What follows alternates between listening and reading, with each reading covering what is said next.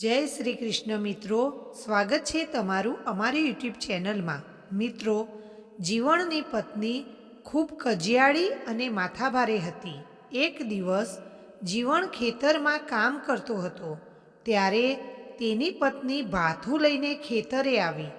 જીવણ બળદને બાંધીને જમવા બેઠો એટલે એની પત્નીએ કકળાટ ચાલુ કર્યો, આટલા વર્ષોથી ખેતી કરો છો તો હજી સુધી મારા માટે કંઈ કર્યું તમે? મારે ઘરેણાં કરાવવા છે, પણ કોણ જાણે કેમ કમાણી કરે છે, કોઈ ઉપજ જ નથી આવતી, કંઈ ગતાગમ જ પડતી નથી। એટલામાં બળદે એનો પાછળનો પગ ઉછાળ્યો અને જીવણની પત્નીના માથામાં વાગ્યો અને એનું ત્યાં જ મૃત્યુ થઈ ગયું। પછી સ્મશાન વિધિ પતાવી ગામના બધા લોકો જીવણના ઘરે સાંત્વના આપવા ગયા। તે સમયે એક મંત્રી પણ ગામમાં મુલાકાત લેવા બદલ આવેલા હતા। એ પણ જીવણના ઘરે સાંત્વના આપવા ગયા। મંત્રીએ જોયું કે કોઈ સ્ત્રી જીવણ પાસે જઈને સાંત્વનાના શબ્દો કહે એટલે જીવણ હકારમાં માથું હલાવતો અને કોઈ પુરુષ જીવણ પાસે જઈને સાંત્વનાના શબ્દો કહે તો જીવણ નકારમાં માથું હલાવતો।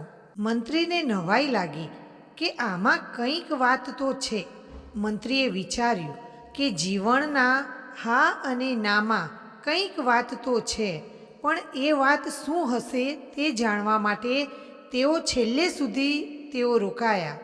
બધાના ગયા પછી જીવણને મંત્રીએ પૂછ્યું કે સ્ત્રીઓ આવતી ત્યારે તું હા પાડતો અને પુરુષો આવતા ત્યારે ના કેમ પાડતો હતો? ત્યારે જીવણે જવાબ આપતા કહ્યું કે સાહેબ, સ્ત્રીઓ કહેતી કે ભગવાનને ગમ્યું એ ખરું, સૌ સારાવાના થઈ જશે, જ્યારે પુરુષો પૂછતા હતા કે બળદ વેચવો છે।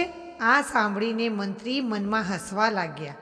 મંત્રી તો આખી વાત સમજી ગયા, પણ મિત્રો, તમે વાત સમજી ગયા હોય તો કોમેન્ટમાં તમારો જવાબ જરૂરથી લખજો। જય શ્રી કૃષ્ણ।